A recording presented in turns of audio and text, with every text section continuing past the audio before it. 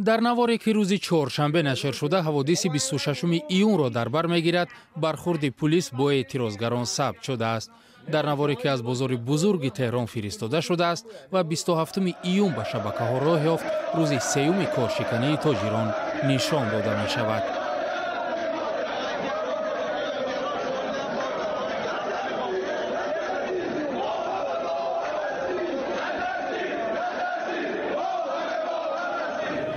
дар назди бинои парлумони Эрон ки ҳафтаи равон ҳазорҳо эътирозгарон дар назди он ҷамъ шуда буданд, нерӯҳои амниятӣ мустаҳқар шудаанд.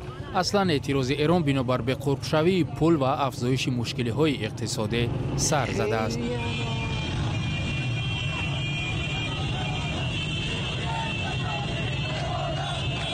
дар ҷануби Теҳрон эътирозгарон хостанд ки пулис ба сафи онҳо бипайвандад.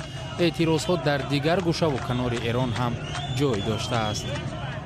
тоҷирони шаҳри Шероз ба нишони ҳамдилӣ бо теҳрониён ҷамъомади эътирозӣ ташкил карданд.